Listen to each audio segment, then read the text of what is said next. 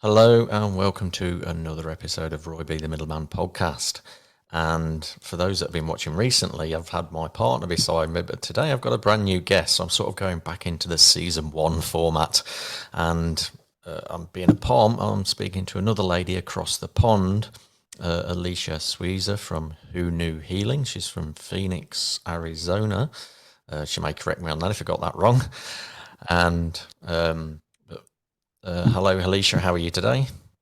I am wonderful. Thank you so much for having me. Super excited to be here.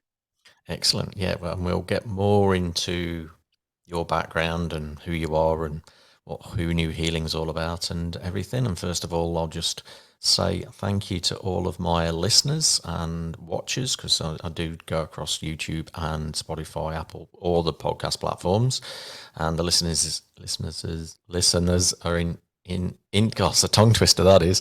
The listeners in India are back listening, so that's great. All the way around the world. So I'm super and truly grateful for all of those that tune into the show. So before we get into finding all about Alicia and Who Knew Healing, we'll just go into the intro.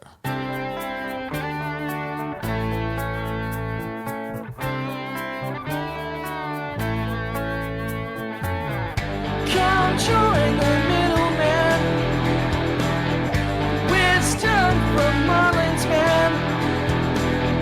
RoyB the middleman, set yourself free. Still gives me chills every time when I listen to that. It's just, yeah, I love it. I love it. So, Alicia of Who Knew Healing. So without going all the way back to childhood and that kind of stuff, how did Who Knew Healing come about? Well, the name itself was universe given. When I started my business years ago, I was working on the website and I was at a friend's house, and it was very much like one of those Newtonian moments. I stepped out of her house and literally out from underneath the front porch, and it was like something hit me in the head. And I looked around because I was like, did something? And I was like, who knew healing? And I was like, really? I was like, that doesn't seem to make a lot of sense. And then as I thought about it, the messages that were delivered to me was because I used to be a scientist. I was a wildlife biologist. And I also happened to be very psychic. They were like, who knew that the science woman could also be psychic? So that's where it came from. It was divinely given from the universe, as far as the name and the rest. Like, I thought I would be a wildlife biologist forever. That was the plan that I had, and the universe had a very different plan. And there was a day that my whole life changed, and then from that point on, the journey was always moving towards what I do now, having the business, which is two-sided. I have an animal side, so I still get to have animal clients and help them, and I have a human side as well.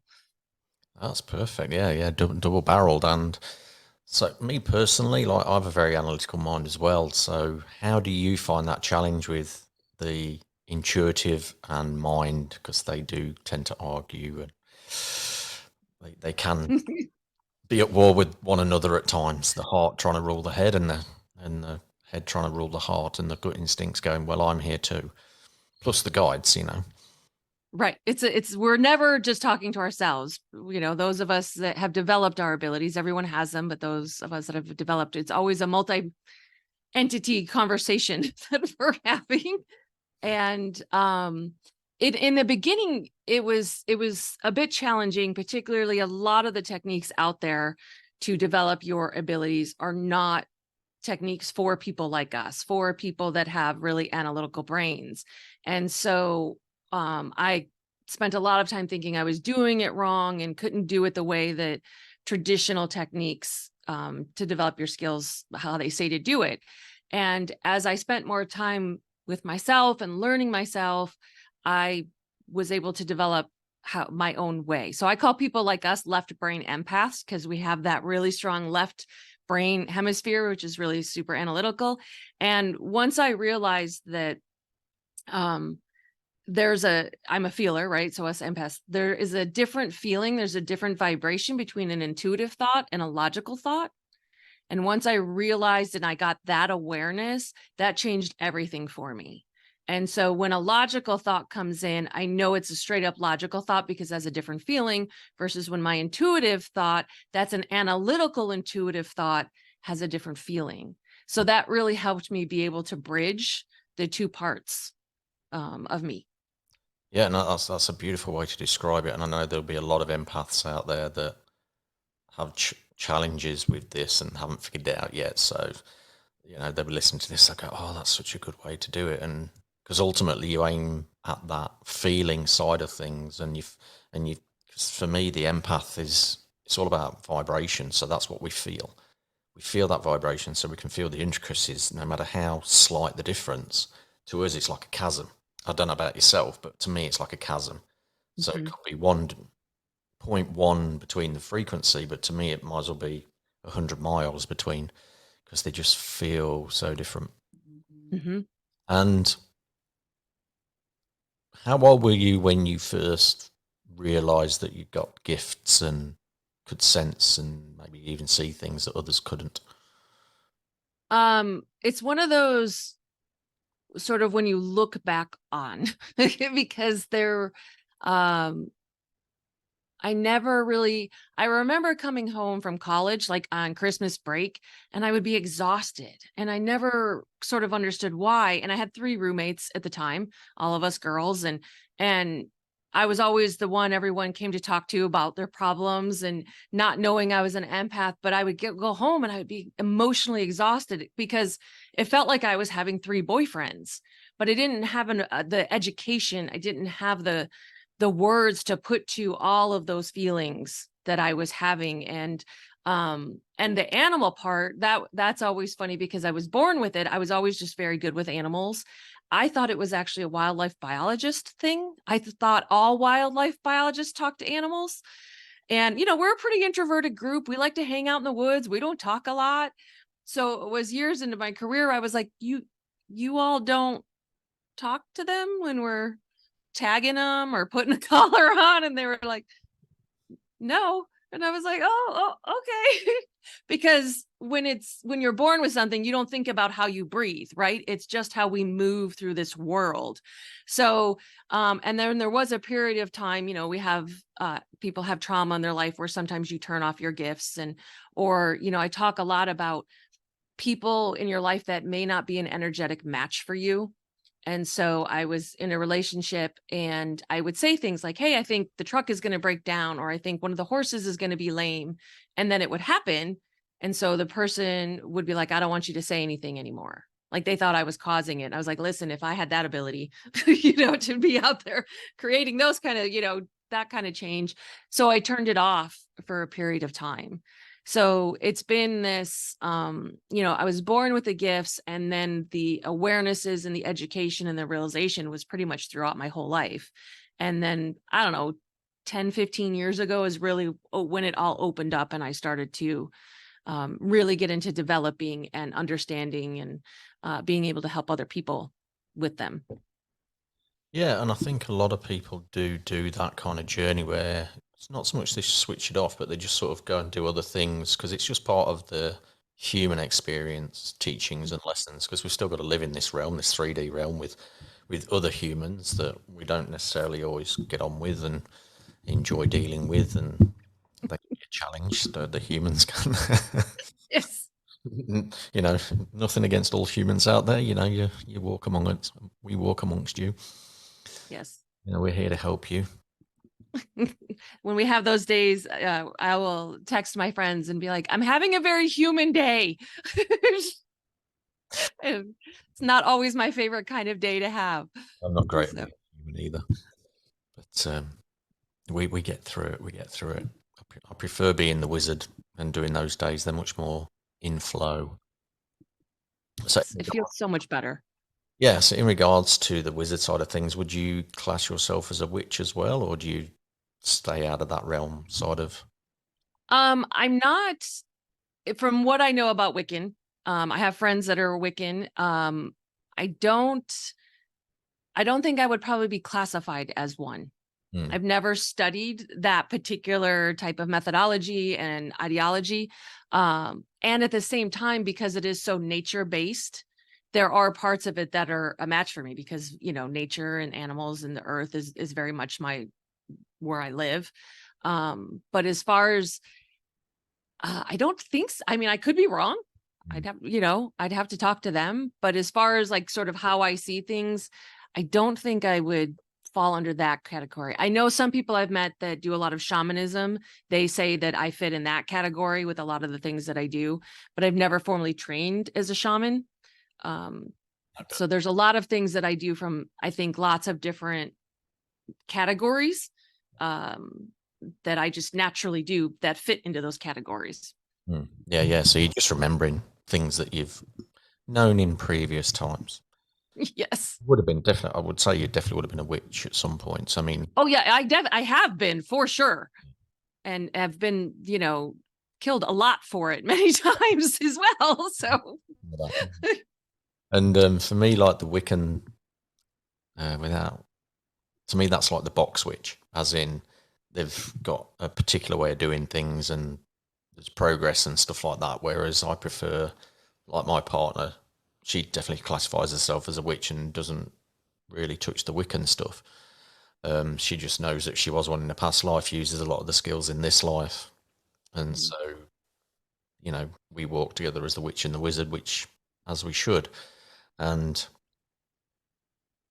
so that's where I was coming from in regards to asking you the question of being. that makes sense more because I go straight to like sort of the box of I don't do the spells and, you know, that sort of thing. But as far as how we see the world and how our gifts are, I can see how I would fit into that. Look, I mean, I often quote the Wickham Creed to people at times, you know, do as you will, but harm ye none. Which basically means you can do what you like as long as you're not hurting anybody, including yourself. Yes. Which a lot of people don't realise that's part of it when it's like, well, you know, don't hurt people. What about yourself? I never thought I was included in that. And we often do through these, you know, these lessons of self-sabotage and inner learning. That's where we're doing the harm to ourselves. So that's Yes, there's childhood trauma that we transcend beyond.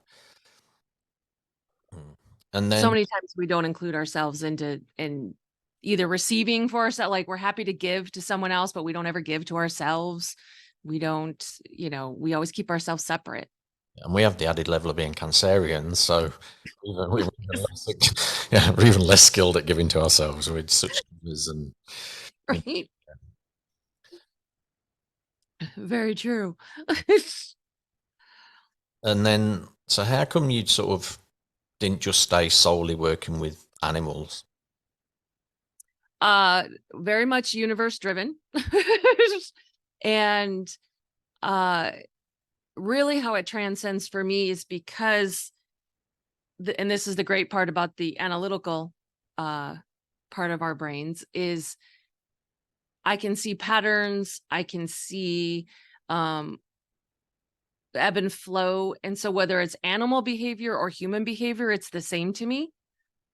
And so that's the cool part of where with the human side of my business, where I do coaching and mentoring, is that's what we spend a lot of time on is behaviors, or I do a lot of, for lack of a better word, mindset work. So like there's a lot of concepts that because of the scientific part, I can pull apart and I see differently, you know, like people like us, we see it differently. So like I recently did a talk about giving someone the benefit of the doubt and that how it's not really what we always think it is. And so I pulled it apart and I was like, here's 4 behaviors and actions we're taking under the belief of we're actually giving to someone, and it's actually self-sabotage and it's harming ourselves and it's codependency. And I do, like, I think I did the same with like confidence. People are like, oh, it's coming. I was like, what if we pull it apart? And because everyone thinks confidence is you walk in the room and you have everything put together. And so I break it down of like, well, it starts with self-integrity. And one of my clients, she was, you know, she's like, I don't have any confidence. And I was like, but you did. You were confident that you needed help. And you were confident that you went online and you found, I happen to be the person she found for her dogs, but you were confident in the decision that you made. So like, I have this really fun ability to pull it apart in that kind of way and change people's mindset and behaviors And the universe thought, Yeah. well, you're really good at doing it with animals. Here's what you can do with people also. Yeah, no, I totally hear you on the same. Like it took me. I used to get frustrated for years because I used to go, why can't people just understand that or see that? And I'd be like, don't get it. And then one day, someone said to me, they said, you ever thought that it's only you that can see it that way? And this giant penny just went clunk. And I'm like, no, never thought about that. I thought, because again, like when you're born with it, it's just like breathing. So you think everyone else can do it. And then, and after that, the day after, literally straight after that, it made life so much easier. Because I'm like, because then I'd ask a question. I'd say something, I'd observe something. I'll go, can you see that? And they go, no. How can you? Oh, wow, that's, and then it made some things, and started opening people's minds. It made things so much easier in day-to-day living. And then, and that gifts, have your gifts evolved as well? Like, do they continue to grow and deepen, which is definitely the right word? Yes, very much so. And it's, I don't know if this is a Cancerian thing. I love that so much, like, because I love learning and I love developing and deepening, and because then you can help more people with, more things and at a deeper level. And then there is the perfectionist side of me who's like, you should already know all of this and you should, so, because I love being a student and always learning, and it also shows other people, right, that you don't just automatically, even those of us that are born pretty well developed, it's like it's a lifelong journey. And so my mediumship, that really developed. One of the things I do also is, remove spiritual attachments, entities from people, and like that has, as you level up in that, you see more other entities and that sort of thing. Like you start out here and then you see bigger, lower vibrational entities that you then get to help take out of people. So those are, I'm always like, oh, this is a new one. Okay, what are you? Oh, all right. And because once you see them, you can't unsee them, right? There's no going back in any of that. And Don't they? They're like, oh, okay, you dealt with level 1. It literally is like a computer game at times. Like, you can deal with level 1s and then they go level 2s, and then sometimes you jump and you get level 5s and so on and so forth, and then you end up with the boss fight. Right. Exactly. Very much. Sometimes those come in earlier before you're ready. You're like, all right, we're gonna, it's in, like you said, it's in the game. You're like, where are my tools? I gotta go get the magic box with all the things that I need to be able to handle this situation. But yes, they're always, even today, I had some awarenesses around some of my abilities with animals. And I was like, I did not see it that way. That had never happened to me before. And I did not see it that way. And so it was pretty interesting. Yeah, we just go merrily along, and then the universe and our team will just drop an insight that just completely changes our world. And we're like, oh wow, okay. I've been doing it that way, and it's just so obvious. And I don't know about you, but with my analytical brain, I'm like, why can't I have seen that? I'll see that in others, and then I miss that's been literally there all the way through. How did I not see that? It's so damn obvious. You're scratching your head. Yes, I do the same thing. And I know everyone tells us, or like, you can't always see your own things, right? That's why we have people to help us and reflect back to us. But at the same time, those of us that have this innate ability, it's how we see the world. We're like, how did we not? It's right here. Yeah, It's like the easiest thing. yeah, just another facet that opens up. And was you using all your gifts during all your college days and all that side of things? It was using that to help you along the way? I think unconsciously or subconsciously, because I was still not fully understanding. And so there wasn't the sort of directness of how I use my gifts and my abilities now. I think it was more like being on the river and floating along, and having the support there without consciously paddling and choosing the direction, sort of thing. And then, time later, I learned some tools which were super helpful, because those of us that are empaths, if we don't have the tools to sort of manage and be responsible for what's happening in our own bodies. It's like being on the ocean, and the waves are just the other people's emotions, right? We're getting hit with the waves over and over and over. And so that helped a lot when I learned, like, okay, this isn't mine, how to release other people's thoughts and emotions. And my body doesn't have to take in their illnesses and their pains. And is this headache even mine? Or, I used to text my friends and be like, who's craving chocolate chip cookies? Which one of you has got the cookie thing going on? Because it's not mine and it's making me crazy. And they'd be like, that's me. I'm sorry. They text back. Yeah. So, through my teachings and my growth of really breaking down the empath gift and how that evolves and develops and what you can tune into and anything else. And for empaths watching, you can talk to anything and everything because everything's energy. So like even I have conversations with inanimate objects. Just recently, this is going to sound crazy to some, but to empaths, they're going to go, oh, it was like my coat hangers, the spare ones were going, none of us are being used. So I've started recycling the coat hangers so they're all getting used. I'm like, I'm having conversations with coat hangers. Fine, well, if that makes you happy and then it makes the energy of that wardrobe happier, it's worth doing because then I'm not feeling it every time I'm walking through the wardrobe to the bathroom and they're not going. So yeah, the empath to chat to anything and anyone and everything. But breaking it down, the biggest thing I got taught was because of the ability of the empath that we have is that because we feel everything,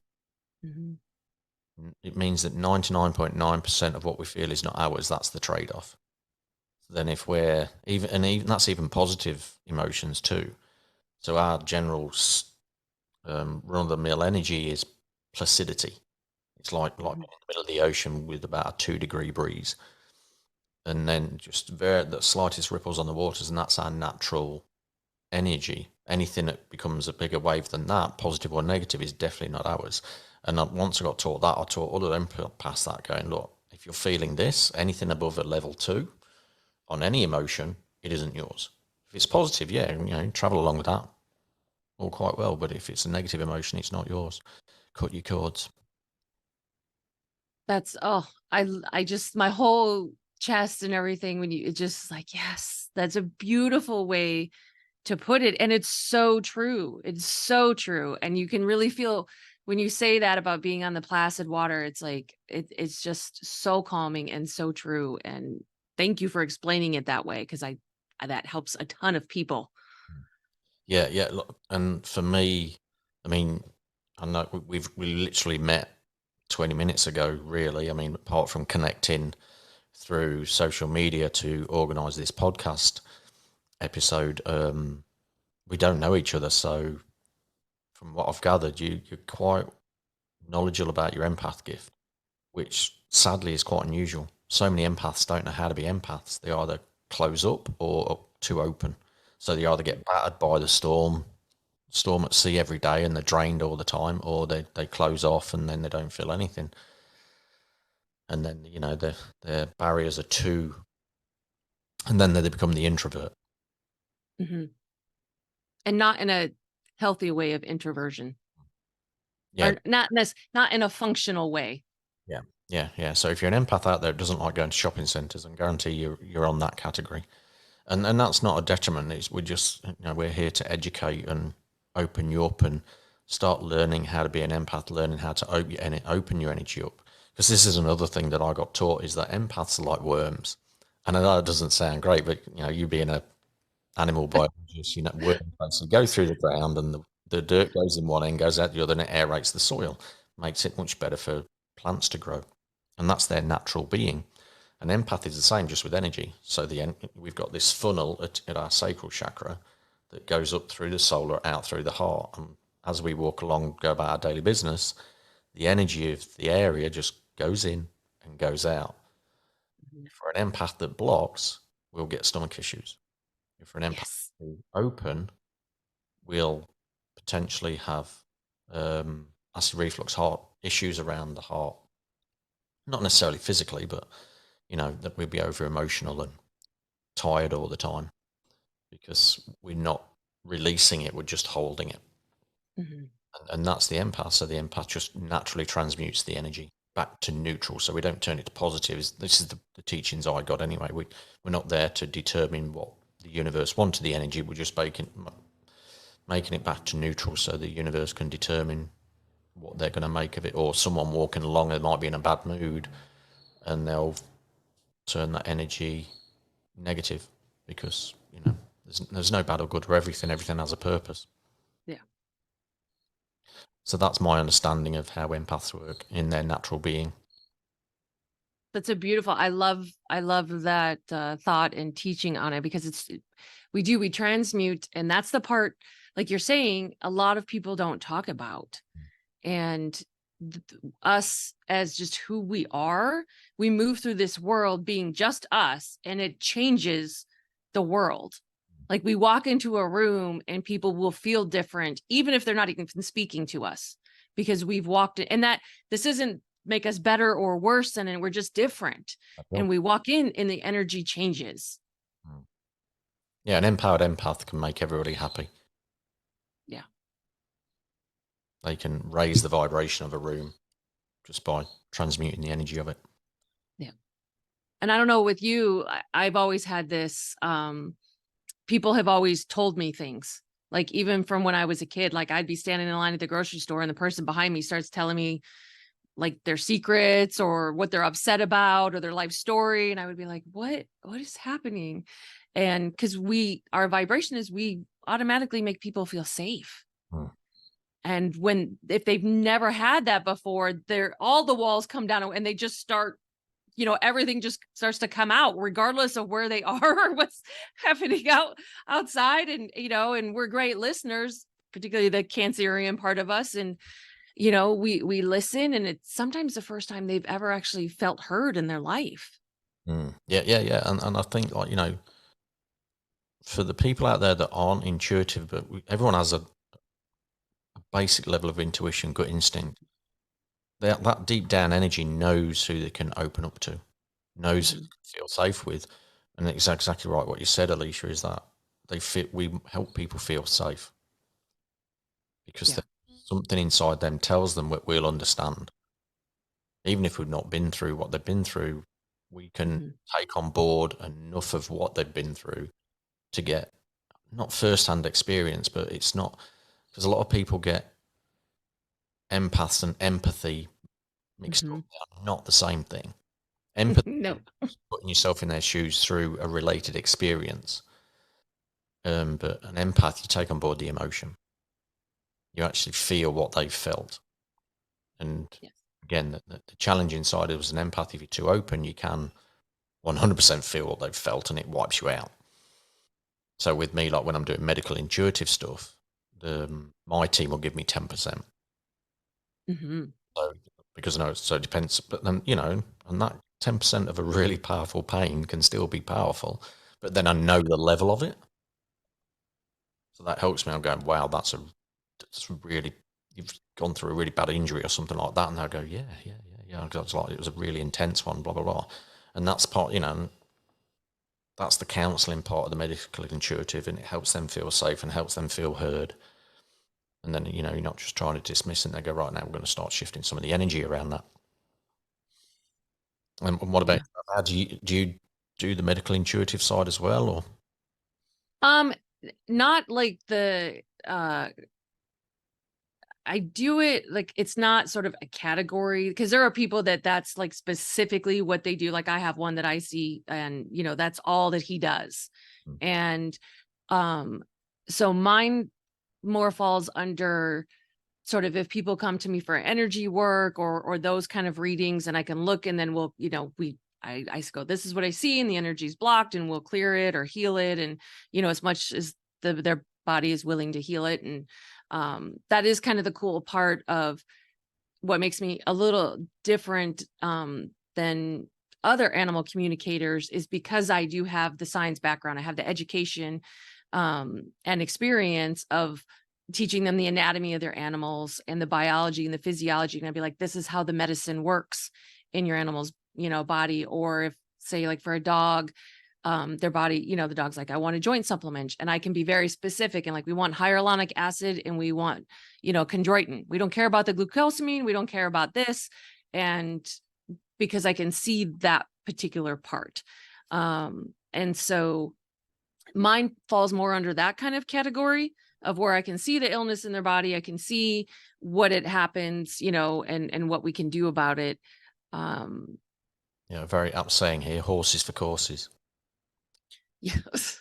Specifics. It's like, yeah, people come to you because for whatever reason they'll need that specific medical assurance. Mm-hmm. And I get a lot of that with particularly my potential end of life transitions with animals, you know, when they've got the cancer diagnosis or there's an illness going on, and then I can see it in their body and I'm like, yes. And then I get to deliver the messages on whether or not their animal wants to get the treatment or not. Or I had one client with a cat, and I was like, this is what's going on. And I said, it's either hyperthyroid or it's diabetes. And thank goodness it came out to be hyperthyroid, because diabetes in a kitty can be very challenging to treat and manage, and because kitties like to be very different and we love them. And so I see it that way. I guess I've never sort of put myself in that particular category. But I do see people, you know, people and animals' bodies and the energies and the things stuck. And I do help them with that. Any energy, that's, yeah, it's just something that you know, I've got a long list of what I do, and it's hard to narrow it down. Sometimes people go, what do you do? Well, what do you need? Right. Because that's the thing, like you could show up for one thing and it's like, oh, universe says we're going to do these 3 other things today first. Well, actually, today, you know, you're not going to get a reading. You need introducing to a couple of your guides, because that's more pertinent right now. But I wanted this. I'm like, well, you're going to need, you need this. So what you need always comes first. You know, I'm a truth teller. I'm not here to give you what you want. I'm here to help you understand what it is that you need right now. Which, when you're human energy, that's a challenging thing to know what we truly need, because we like to deflect and hide and Control.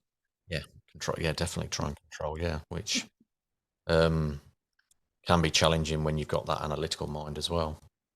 Right. Analytical mind, and try and supplant with an intuitive mindset instead. Yes, that's when those conversations go on and you're like, okay, wait, nope, I'm not driving the car. The universe is driving the car. I'm going to let it do its thing. Stop trying to control it with my human body.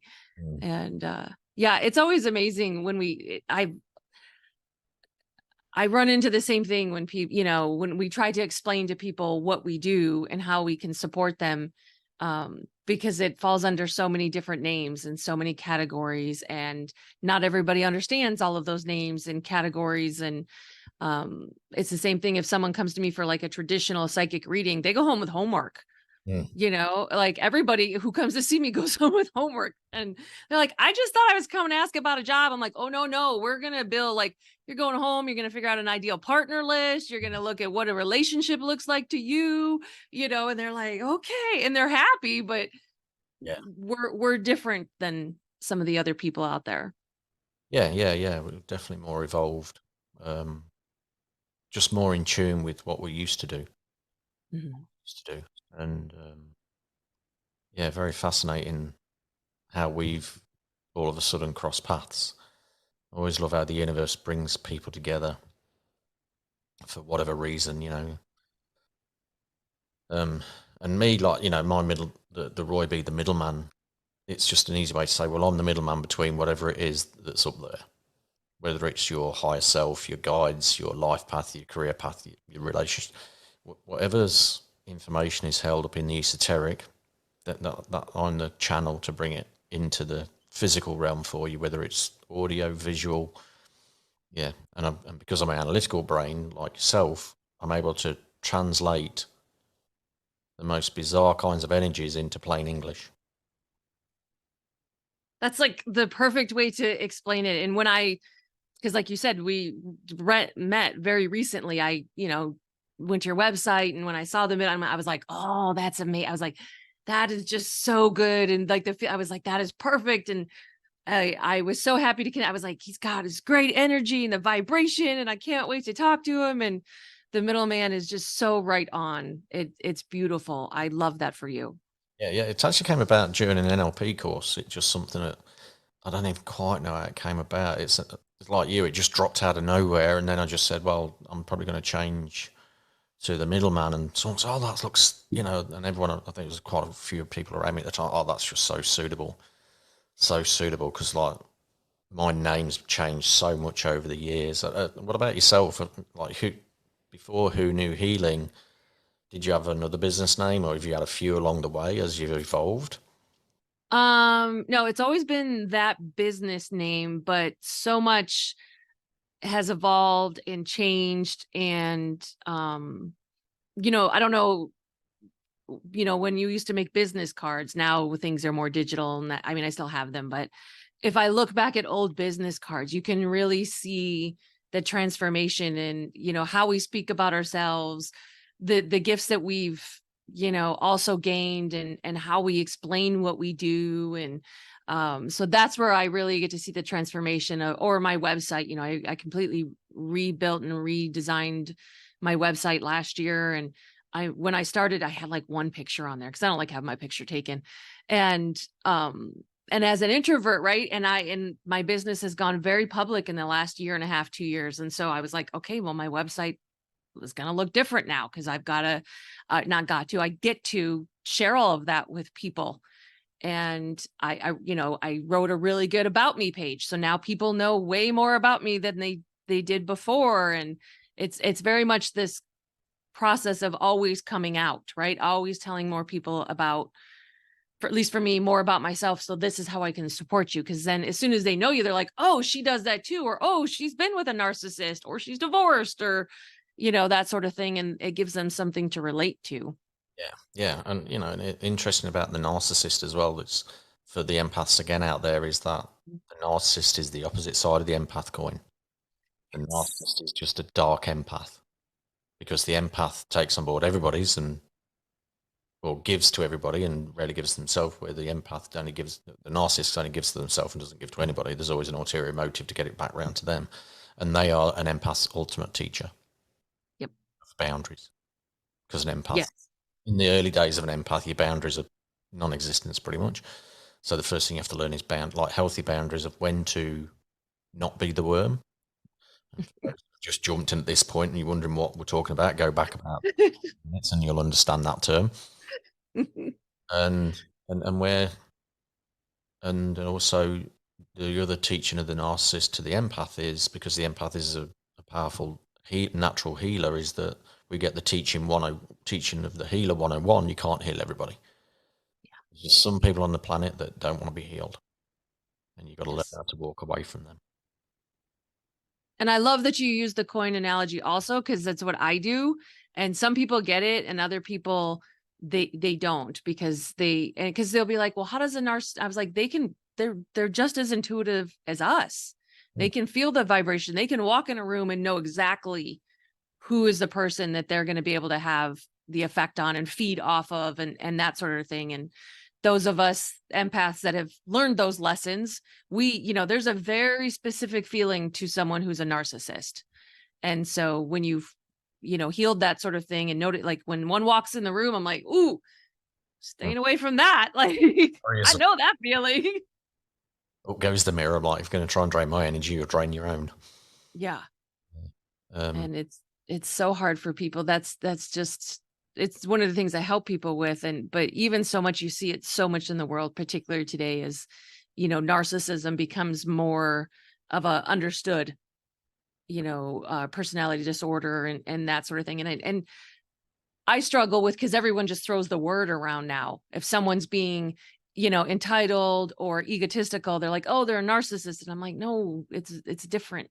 I'm just putting up their barrier, the natural boundaries that they're allowed to put up. Or you're just being a narcissist. No, I'm just being strong with myself, and you don't like that. You're not going to get what you want from me, yeah. Those are the interactions we have as humans that we learn along the way to soften the storm. That you can still have an interaction like that, but it comes a lot calmer and a lot more adult. Yes. Yeah, a lot more mature, should I say, rather than adult, because you can still be an immature adult. Very true. Even at Yes, I appreciate the distinction there, very much so. So, So what are you working on currently? Like, what's the next stage from where you're at right now? Like, where's Who Knew Healing going to? going to so I've got a couple things in the works. I weekly I do a podcast and a video, and then I turn it into a blog for my website, and that takes a significant period of time, as you I'm sure know. Yeah, it is. And it's all free time, right? And I'm waiting, because everything I do is divine, universally driven. And there's a couple of classes where I'm like, I'd really like to turn this into a course. And so I'm waiting for um the the the green light to be able to fully create those and launch them out into the world. And the newest adventure lately has been to be a guest on other people's podcasts. Yeah. So that's a whole new timeline that I have jumped into, and you're my second one ever. And so I'm thoroughly enjoying it, and I love being able to connect with other people, Mm. even around the world. Yeah. Well, I mean, obviously, I've got an English accent, but I live in Australia, so English wise, you're across you're across the pond, living in Phoenix, Arizona, and then now you're the other side of the world if you go Right. away. And yeah, so there's a big dip, but because we're 17 hours difference, because this podcast being recorded on, it's Friday for me and it's Thursday for you, isn't it? Yes. Yep. Thursday evening. Time travel. This is what time travel looks like, people. Right. We could be in two different, what is it? 2 points of time, but still on the same timeline. The whole, I'm not very good at physics. I like science, but I'm not very good at the physics of how that works. When my spirit team start dropping quantum physics, it gets to a point where it gets too much for my human mind, Mm-hmm. and then I have to go, all right, enough now, because it's like making my head hurt. Like my human, Right.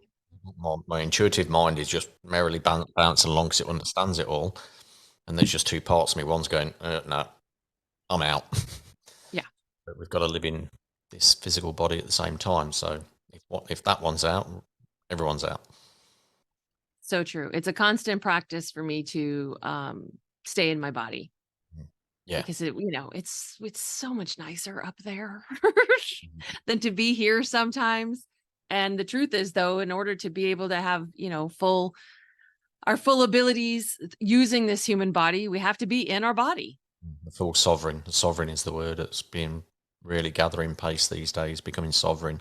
And again, it's a bit like Narcissus. No one truly understands what being sovereign means.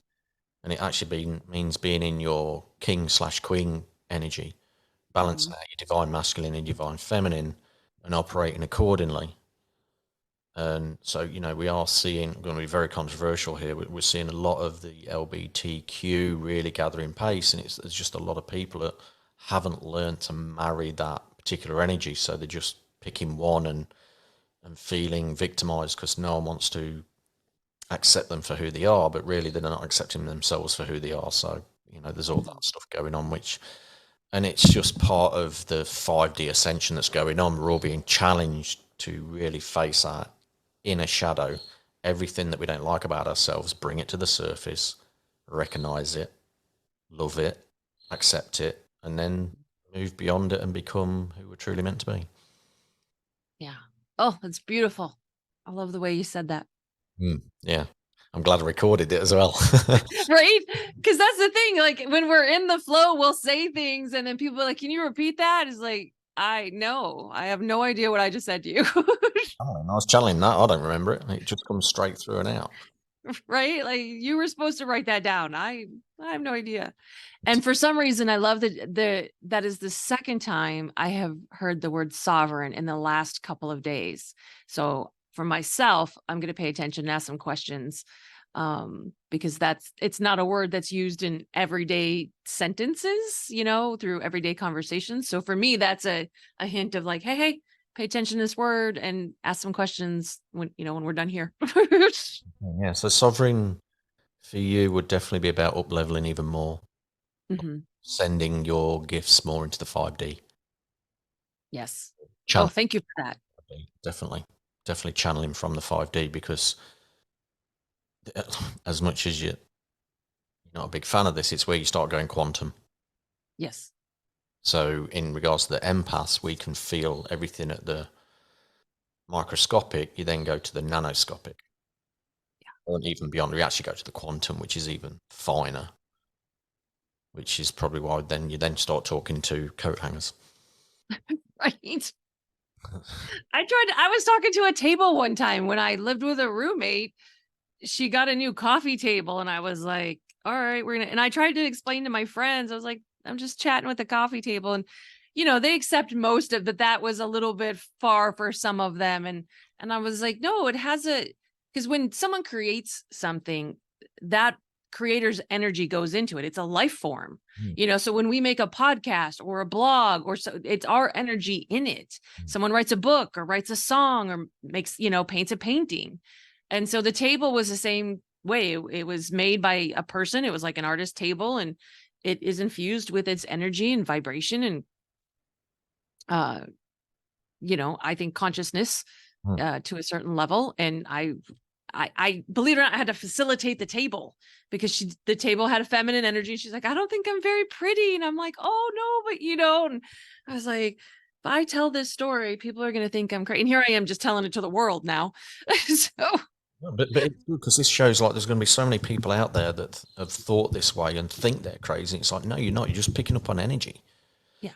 Picking up on the energy of everything. This is why, with competition out there, especially when it comes to businesses, you could have a shop full of, or a high street full of hairdressers, and everyone will get business, because if people go to their energy rather than what one looks better than the other, follow your instinct. Well, I'm drawn to that one. There's a reason why you're drawn to that one. It doesn't necessarily mean you're going to get a good experience, by the way, just for those that are Right. It means you're going to, you're going to get a lesson, and you're going to get a good experience.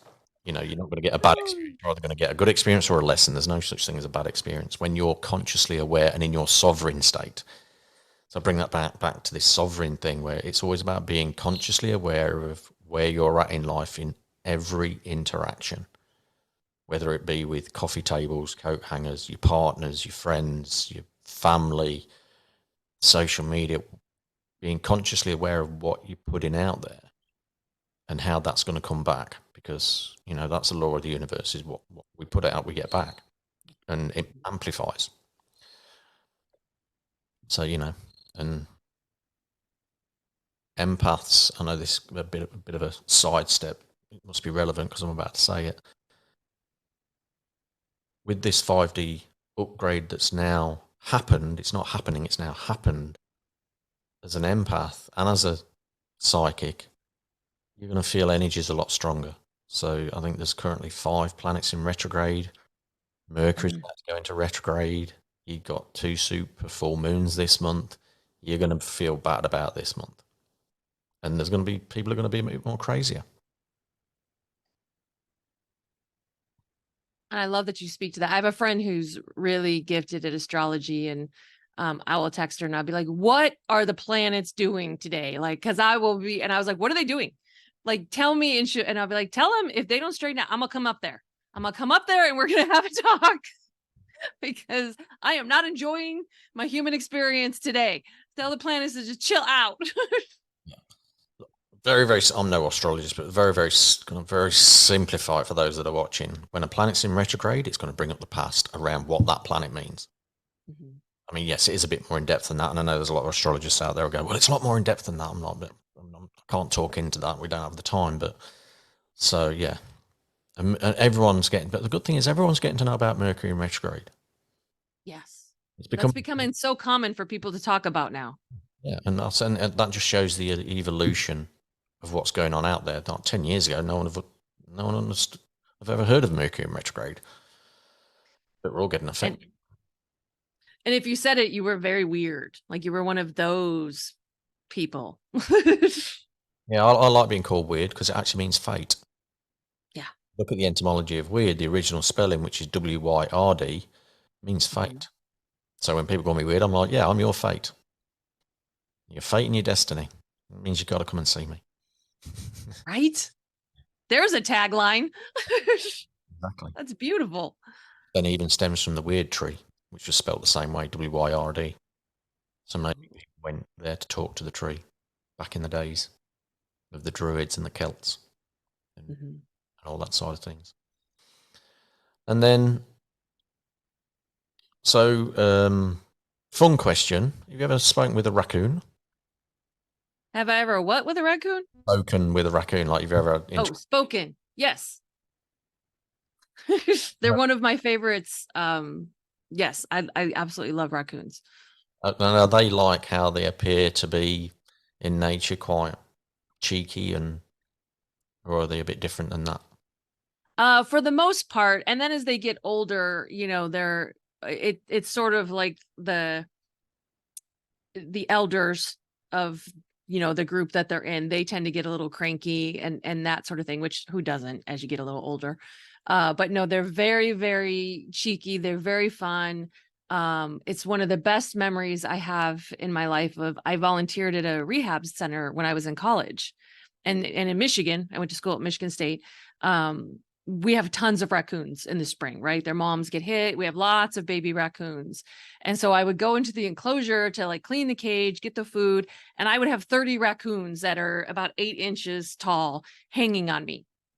And it was if you're an animal person, it's like the best thing in the whole world, right? So I've got 4 on each leg. 2 are trying to untie my shoes.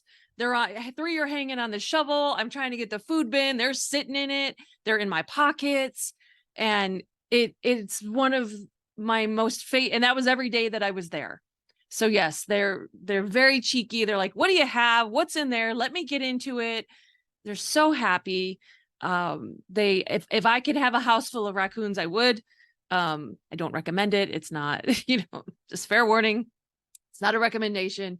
But I totally would. The closest you get, if for what we're allowed to have in our house, if you have to pick a domestic animal, a cat is like the closest you're going to get to having a raccoon in your house.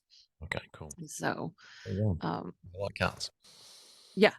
So, and I like bratty cats too. So that's probably why I love raccoons. Like it's that whole mischievous, super intelligent, Yeah.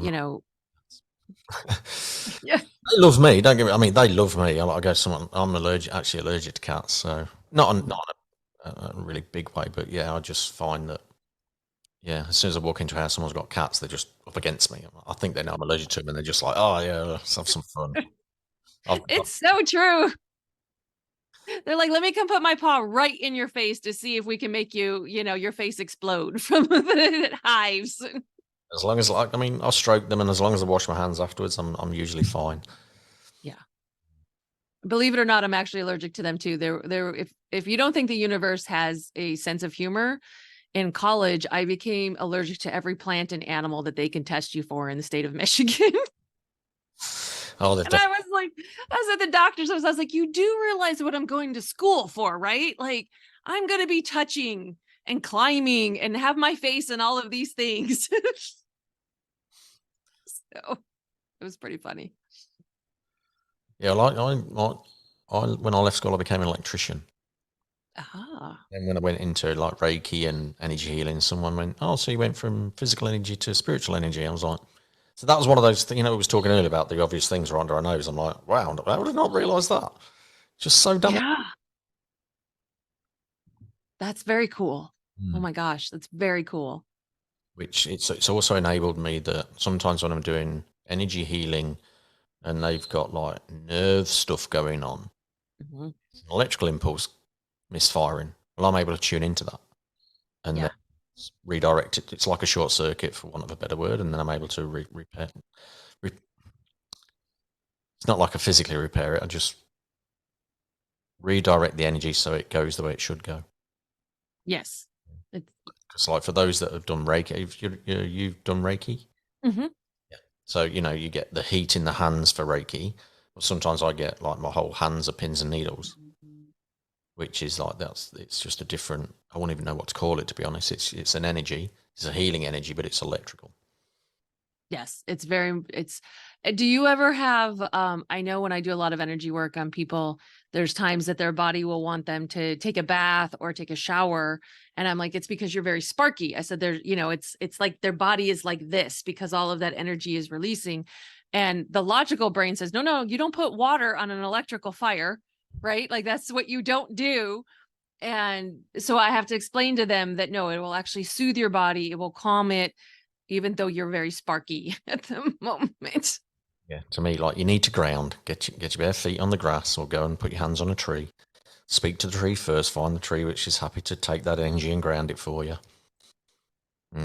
Yes. Which is a bit more commonplace, people talking to trees than coat hangers and tables. Well, because that, you don't want to be seen as too weird. It's like, it's becoming mainstream to be able to talk to a tree, but, coat hangers is a bit of or tables are a little bit of a stretch for people, and even rocks. Like, it's so funny. You'll meet people and they'll be like, oh yeah, crystals. Like they're fine talking to crystals. But if you talk to a regular rock, like quote unquote, a regular rock, like, well, that's weird. I was like, how is it any different? It's minerals, you look at the chemical makeup of a crystal, it's no different to rocks at times. Yeah. I've got 5 rocks sitting on my desk right here, and I've got crystals over there. Well, I have a spirit guide who's a rock, so that realm. I have to think. I have lots of animals. I have animals and people. So, yeah, I went on a journey the other day, like a deep spiritual journey, and because I said, look, my team are transitioning. I'm getting new in, older leaving, and newer coming in. And I said, all right, I need to know who the 2 main ones are. And someone just came in and went, look, you've just got one for every realm. We can't. Ooh. It's like, because then that's when the middleman stuff became even more relevant. Saying, look, you've just got that many around you at times. Whichever realm you're connecting with, there's a guide for that realm. Because all my guides came and they always gave me like really simplified names, and I speak to, other people I've spoken to. Oh, my guide's called this, I'm guide called that. I'm like, why have I got these beautiful names like that? And then when I found that out, I'm like, now I know why. So it's much easier to remember. Yeah. And so you're aware of your gatekeepers and who they are, like your 2 protector guides? I believe I am, unless there's information that you have that you want to deliver as well. Like I was like, I know the ones that I know of, but that doesn't mean it's funny because literally on my computer right here, I have a sticky that says new spirit guide because one just came in. But I haven't had, I've had this much of a conversation with them so far. I haven't gotten very far. So I don't know if that's what you're picking up, but no, I'm happy to hear anything. Yeah, no. Well, look, the first thing I'm getting drawn to is trees, so maybe it's a tree guide coming in. Ooh, I do love my trees. And it's funny because the other day I picked something up because last week's video was on like psychic tools and something about the elementals and whatever I picked up, and I was like, I need to get back into my elementals, right? And so you talking about you have a rock guide and all that. I was like, I was seeing the pieces be put together of like, okay, I think there's a conversation there for me to go talk to some that particular realm, the trees and the elementals and the. Yeah, because before we actually started recording, you said that you're from a family of carpenters. Mm-hmm. And so it would seem odd that you wouldn't have a tree guide. And the fact that you could talk to a wooden coffee table. Let's see, this is like your electrical to that was like, how did I not see that? Again, in a sense, it's an ash tree, so Ooh. where ash is relevant. That would be something. I do have favorite kinds of trees. I have like 5 favorite kinds of trees. So maybe in English it's oak for me, and Merlin is a very big influence around me, so hence all the wizard stuff. Yeah, oaks are very connected with me. That's beautiful. Now my brain is just going now. So I was like, wait, what are we doing? Because I went to talk to things. Yeah, that's it. Yeah. And that's like, no. It's interesting for people who are watching and listening, to see that bit more information come in that then makes you go, oh, I want to go and play now. I want to go and, I want to go and jump into different realms that I wasn't fully tuned in and tapped in with before. So for those that are watching and listening that have these abilities, always be open to expanding. Mhm. Yeah. That's where the magic really sits and really happens. And this is where the fun part is. There's lots of parts of our gifts that have classrooms and can feel heavy at times. And this is the place that's light for us, that we get to play and that fills us up in order to be able to weather those dips. Do you connect with the dragons? Do I do what with dragons? You connect with the dragon realm. I do love my dragons. Because I find them very forthright, and when they come in to teach, it's very direct, and it's like, right, you do this and do it this way, and now. Right, and now, yes. That's with the dragons. If you want fluffy, you get the angels. Yes, very much so. And I'm very, I'm pretty direct in what I do with myself, and very, I don't do a lot of baby step kind of things. So dragons are, it's like, here's your thing, and it's very big, and this is your thing. And I have a friend who moved back to the Midwest about a year ago, and she was showing me her house. And I was like, this whole side, I was like, you have dragons that live in this forest next to your house. And I was like, here's 3 of them. And it's so fascinating because her boyfriend who lives with her, he has like 7 dragon tattoos. He's very, in tune with the dragon realm. I was like, well, the house you're moving to has got 3 in the backyard. So Protected. yes. And I love being able to have those kind of conversations where you can, because, people see the movies or they don't think any of that stuff is real. And it's like, no, it's very much a bad rap in the movies. Yeah. It's not. But we're in a universe of duality, so you have to have the dark realm as much as you have to have the light realm. Hence the coin of the narcissist and the empath. You can't have one without the other. Yeah. Superhero fans out there, that's why you can't have Batman without the Joker. Right. Very true. That creates the balance.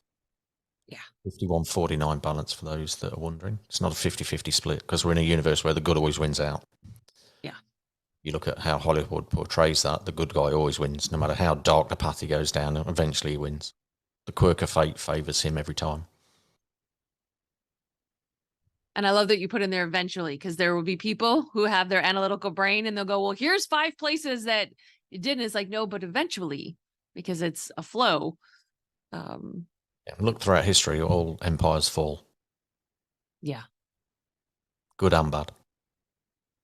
Yep. There's a cycle. I was reading something the other day. It was a post, and I wanted to save it because it was the scientist who had taken mice and built communities, and he reproduced this experiment 275 times, and it came out exactly the same all 275 times of where the community crashed over time. Yeah. And he showed that how reproductive rates declined, and same-sex things started to happen with the mice, and just all of these phases of the decline of a community or a civilization in that sense. And I was so fascinated by it, and the fact that it was reproducible so many times. Like, that's a massive sample size to be able to show it that many times. But what's happening in the world right now? Yes, it was very representative of where we are, and so as a civilization, we're evolving. Yeah. Going back to the old ways, our bodies are becoming less dense, more light, so less ego, more natural intuition, more compassion. And through the transition, people fight it. Humans, and we do live in this human body, we resist. We don't like change at times. Yeah, that's why it requires pain for us to move. Yeah. Just do what you like, but sooner or later the universe steps in and makes you move anyway. Yes. So you just might as well just go and do it in the first, when they tell you the first time, do it the first time. It hurts less. You learn eventually, like, it hurts way less. There's so many people watching, especially those that are over 25, have had an experience in their life going, oh, I wish I'd done it the first time. They've got that experience about something big in their life that, oh, I wish I'd done it the first time. Absolutely. I'm always like, when I ask for messages, I was like, can you make it loud and clear with ease and grace? Could we have, because I don't always like the 2x4. I'll do my best to hear it the first time. Just please deliver with ease and grace. I've learned to ask the easy way because people I like realize they can ask the easy way. I'm like, yeah. When someone told me that, I'm like, really? You can just ask the easy way? Cheat sheet? right? When people I don't know if you. Oh, sorry. Go ahead. By the sounds of how you coach people, you do the same. You give them the cheat sheet. Mm-hmm. You don't have to do it the hard way. I've done it the hard way. You don't have to. Trust me, Right? the hard way. You really don't. And you don't have to get it. You don't want to do it the hard way. No. I just come down here to learn those so I could teach others the intricacies. That's why I did it the long road. It's true. Like I was explaining the other day, there are so many people that can read books on like psychic development or personal growth. And I was never allowed to read any of those books. And because I would pick them up and my hands would burn and I would know, okay, I'm not allowed to read this book. And if I would try to read it, I would get sick. Mm. And so, because apparently, like you're saying, I signed up to be an experiential learner. So that when I'm telling someone or teaching them my tools or whatever, information they're getting, they know it's real because one, my life looks very different because I've lived through it. And here's your cheat sheet, you don't have to do all the hard stuff. And I'm not just repeating something that I've read. Not that there's anything wrong with that. It just adds a level of, I guess, authenticity and honesty for them where they're like, oh, okay, yeah, there is an easy way. Like she's saying, I don't have to do the same things. Mm. Yeah. For me, it's like if I said to somebody, oh, well, I read a book on it, or rather than saying, well, actually, I lived through it. Yeah. And, a book doesn't give you the devil in the details. That's the difference. Yes. We've learned the devil in the details because we've walked with the devil a few times. Just a couple. Just a couple. Yeah, because you're not going to read in a book that, you can talk to coat hangers. Yeah, exactly. Yeah. It's not a satanic thing. That's a very misconception. I actually put up a post on my socials today that said the devil is just an inner voice. And those that know their devil also know their God. Ooh. It wasn't my quote. It was look at my socials on Facebook and Instagram, which is RoyB the middleman, and you'll find that quote. It basically says, no, I'll have to bring it up to read it, and I won't do that. I'll let you discover it for yourselves. Is that where you were talking about knowing your shadow? Okay, because I remember that part of it. I think I saw it just briefly today, and I read it, and I was like, that's the part I felt it more than intellectually. Yeah. And ultimately, for me anyway, the devil was just a created to control a population through fear. Yeah. For people like me and you, the devil is the inner shadow. Yes. Part of us that we don't like letting other people know we're like that. That is part of us anyway. And when you learn to transmute that, and when you learn to accept that side of you, it becomes a very powerful tool to do good. Yes. Our arrogance is a shadow trait. But to be very good on stage, to be very good at holding audiences captive, arrogance is a necessary tool. Because you've got to believe you can hold that audience.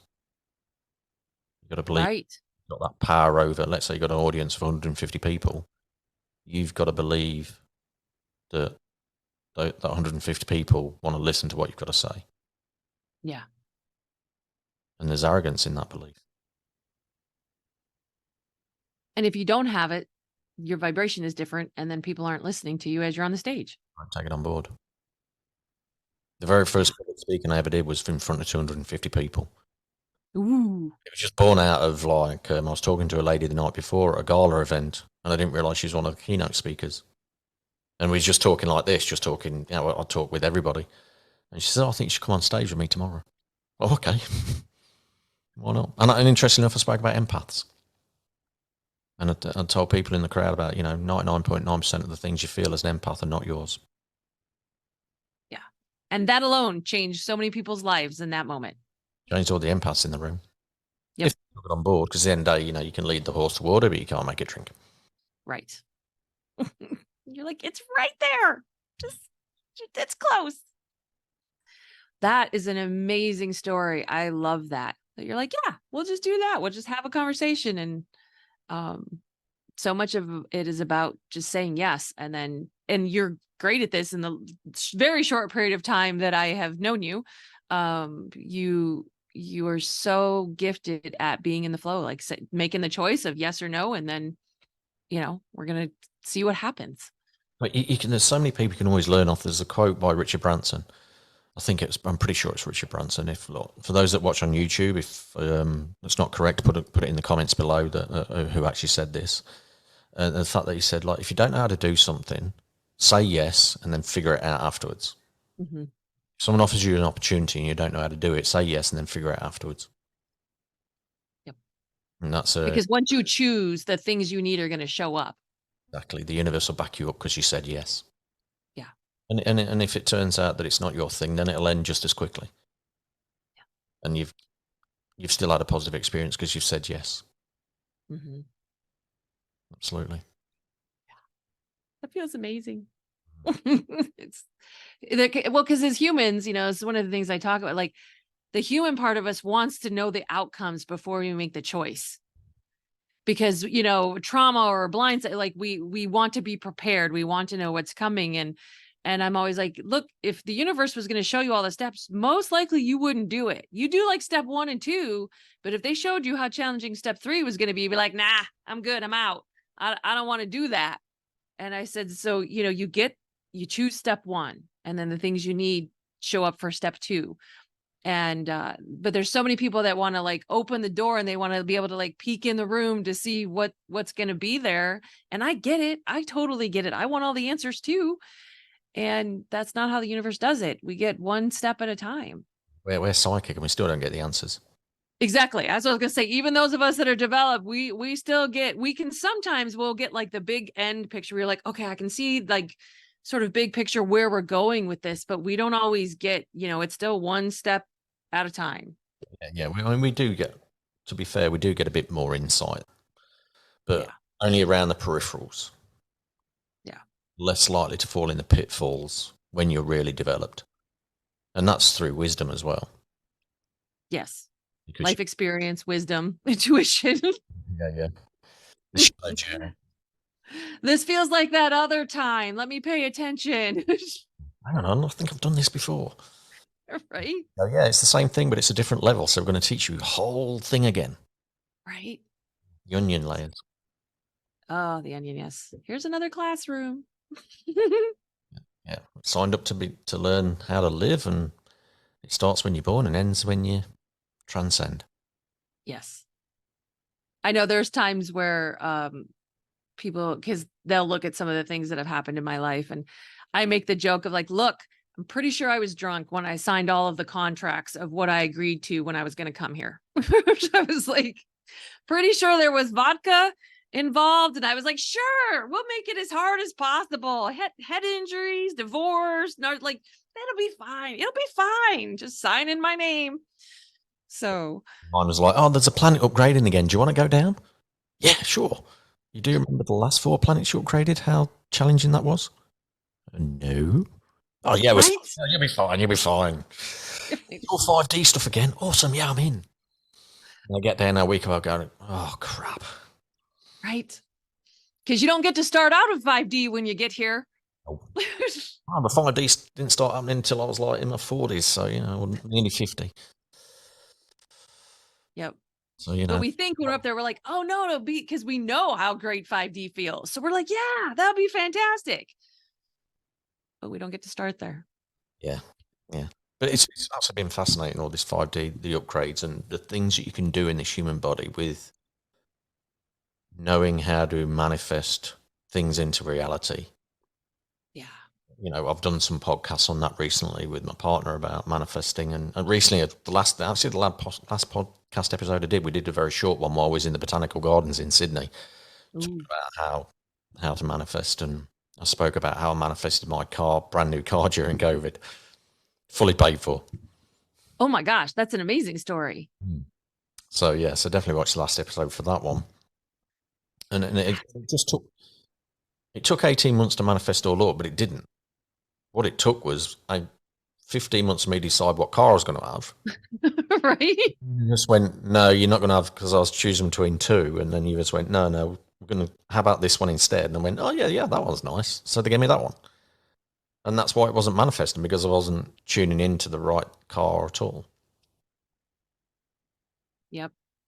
Sometimes we get in our own way and we don't even know that that's what's happening.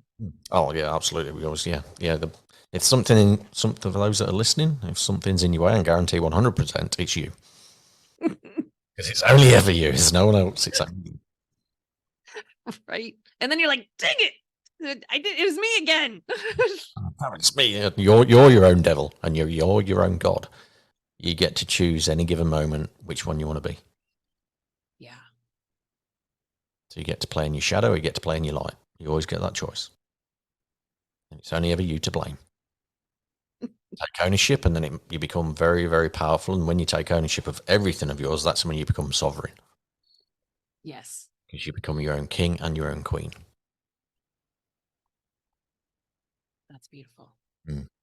I'm super excited about the sovereign thing. Like I was telling, because I can hear, I was like, oh, there's going to be, this is the playtime, right? It's like, now I have a tree and now I get to see what else is going to come in about sovereign. And that's why I mean, I know we're doing this publicly, but I love having these kinds of conversations with people because there's just so much that gets created out of it.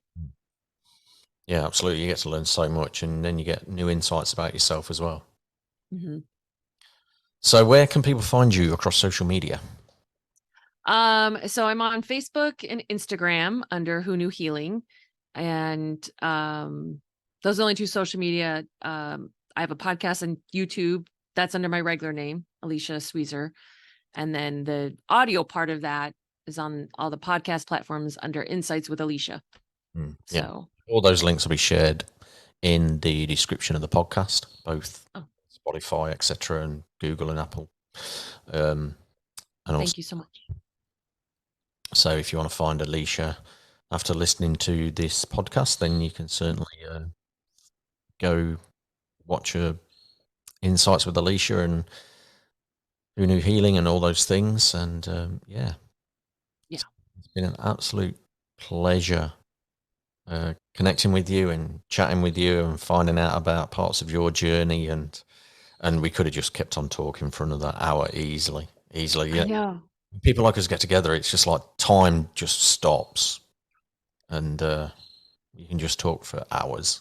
Like, I know. I looked down and I was like, "Oh wow, I was like, yeah, we've been talking for a while." And yes, thank you so much. I mean, for this opportunity as well, and also just for this wonderful conversation and getting to meet you, and the things that you've said and what you bring to this world. It's been a gift for me in this time and will continue to be a gift. So thank you for saying yes and choosing to come here again. yeah, well, look, I appreciate the sentiment, because definitely reflecting all that straight back at you as well. You've got so much to give to the world, both human and animal. The animals is not. I mean, I love animals and I can work with them as well. It's just not something I've done much of up to this point. But actually, so this is a big I'm trying to think of the word. Exclusive that I am at the tail end of creating an animal oracle deck. Oh, but I don't know when that'll be out, because we're still finalizing I'm not doing the artwork. There's another lady doing the artwork, but yeah, we're at the tail end. So maybe that's exciting. I'm hoping within 6 months that'll be out for sale. So that's an exclusive. Never told anyone. Only my inner circle have known about that. So super excited. Yeah. So it's interesting tuning in and channeling the energies of the animals that were drawn to give the descriptions in the cards. That's what I did. Those are my main cards and I was just talking about this last week, is the main cards that I use are medicine cards. They're the Native American, and they're all animals. Are they the blue ones? with a light? Yeah, the backs are blue. The book is gray and the backs are blue of the cards. Got a lightning strike on the back. Yes. Oh, I've got that deck. Yep. That's the first ones I started with years and years and years ago. And it's still my go-to. Like I have tarot cards. I don't use cards for my clients because my stuff comes in really fast. And but the traditional tarot, the Aleister Crowley, like I'll use them and I'll read the book, but it still doesn't always resonate. But my medicine cards, every time I get exactly what I need. So super excited about the animal deck that you're creating. Yeah, well, the Aleister Crowley deck, the Aleister Crowley tarot is a very dark shadow tarot, very strong energies. That's the Thoth tarot deck, that is. Yes, the Thoth. Yeah, I'm trying to think of the book. And there's just times where I'll ask a question and it'll come up with the completely opposite like vibration, like I'll be feeling really high vibration about something and I'll get this really low vibration card. And I was like, it doesn't resonate with me, the message. So then I just go to my medicine cards because I love them. And I know, I'll hear what, yeah. Or maybe say that again. Testing you to listen. Or maybe you just need to know that the Thoth tarot deck's a shadow deck. Maybe. Yes. It's a stronger teacher. So it's probably asking you to evolve a little. Yes. Yeah, because I still I'll be like, make it clearer and I'll pull more cards. And sometimes it works. And other times I'm like, I don't know what this means. I'm going to go talk to my animals. No, all the time. Yes. That is the thing too. People don't know, like you don't always get your answer in the moment. No. It could be hours, days, weeks later, and you'll be like, oh, that's what this is. So even for us that are developed, it's like, we don't ask a question and get the answer right away. Sometimes we get it the same as everyone else in divine timing. The difference we tend to know about divine time, so we're better at waiting. Sometimes, not all the time. Still impatient. No. Human.